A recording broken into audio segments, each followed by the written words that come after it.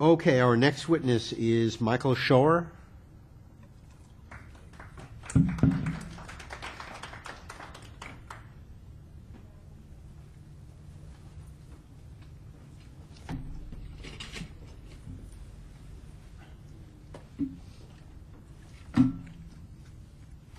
And you swear or affirm that the testimony you're about to give is true?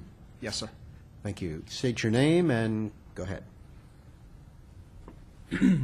My name is Michael Schoer, and I thank you for allowing me to speak before you today.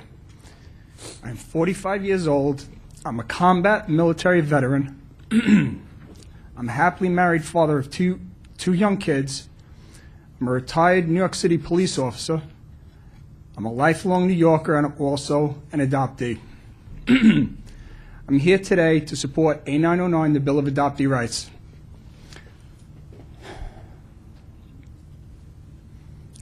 I've always known that I was adopted, and I'm fine with it. I love my family dearly, and I wouldn't trade them for anything in the world. The craziness and all. They gave me and my two sisters everything we needed and a fair amount of what we wanted, which is probably a lot more than a lot of other people have in their life, so I was blessed. Both my parents, especially my mom, were open to the questions I had concerning my adoption, and they answered the questions truthfully and honestly, so I was blessed again. I'm not looking to replace my family or intrude into someone else's life. I just want to know where I came from, just like everyone else. Ever since I was about 13, give or take, I wanted to know where I came from. I wanted to know why I was so tall and where did I get my green eyes from. Because I was one of 8 grandkids, and I was always Michael in the back of a bunch of other kids, including the older ones.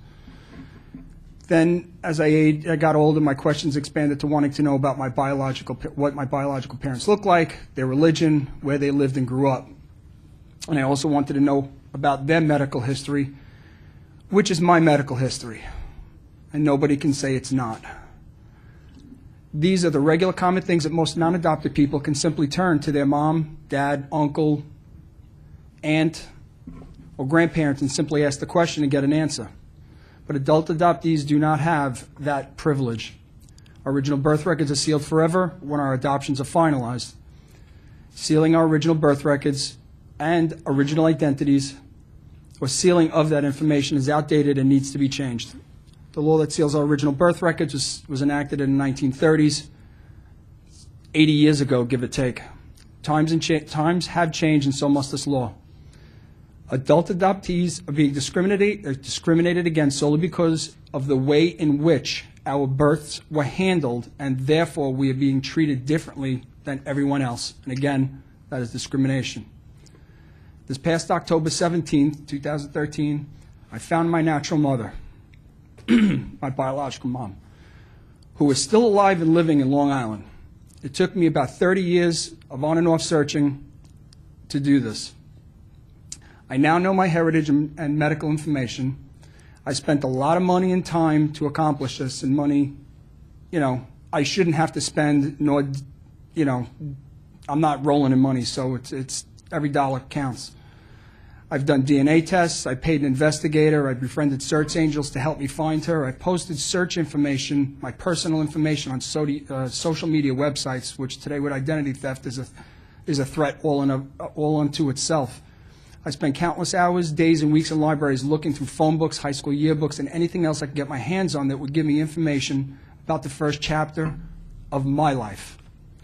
Adult adoptees deserve to know who we are and where we came from. I now know that my biological family is mostly German. I know that my natural mother is almost 6 foot tall. She has multiple sclerosis, as did her mother, my natural grandmother. And grandmother died in her 40s. And she's also fought breast cancer, which is very important since I have a daughter myself. I do know now that my natural mother spent her entire life with my biological father, later marrying him. I learned that he spent 36 years as a New York City firefighter, ergo the helmet that was given to me the first day that I met my natural mother. Secrecy. she met me, and then she gives me one of the most prized possessions that she possibly could have, the helmet that her husband wore. When she knew that I first found her, she was in shock, and then she cried. Soon after, she called me. I was so excited that I took a picture of the caller ID on my telephone that showed her name, because I couldn't believe that this was finally happening. Our first phone call was about 50 minutes long, and we spoke about this, that, everything, and nothing. We made plans to meet a couple of weeks later, which went extremely well. When she first saw me, she turned her head away and got emotional. So I went over next to her, I put my hand on her shoulder, my cheek to hers, I sat down next to her, and we looked at each other in amazement. She then held my hand for the first 30 minutes until her arthritis started to bother her. We met for 3 hours, and she was happy and relieved to know that her son was doing well. Since then, I visited her several times, and we talk about once a week on the phone. Her friend of many years told me that she never forgot about me, because on Mother's Day, she would tell the staff at the assisted living home that she's in that she's a mother, because they would give out flowers to all the moms on Mother's Day. So I know that she didn't forget. During my entire life, we've only been just a 30-minute car ride away from each other, because she lived in Queens and then moved out to Long Island, and I've been in Brooklyn, which I still am. And then closing, only an adopted person can understand how it feels not to know how your life began. I'm fine with being adopted. I was never the adopted child. I was just Michael amongst the other kids. And, you know, my parents are my parents, and, you know, again, I wouldn't trade them for anything in the world. But sealing my original identity and birth records is hurtful, shameful, disrespectful, and most of all, again, it's discriminatory. A99, the proposed law strikes a balance between the adopted person's right to know and the very few natural parents who may have a privacy concern. I feel more complete as a person knowing how my life began. Please ask yourself, would you buy a book with the first chapter missing, or go to a movie and intentionally miss the first 5 minutes? You may still enjoy what you read and what you saw, but how in the world would you know how it all began and how it's all tied in together? To some it may not matter, but it should be the decision of the individual to want to know his or her history or not, and not the government's. It's very important for everyone to be treated equally. I cannot tell you in the right words how fulfilling that this experience has been for me. Times have changed, and so must the current law that seals an adoptee's original birth records. Everyone is supposed to be treated equally, right? Then why are adoptees being treated like we are second-class citizens?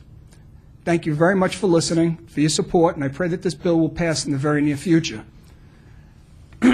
One of the things that I have gotten, not only from my natural mother, but her brother, which of course is my uncle, I've gotten pictures.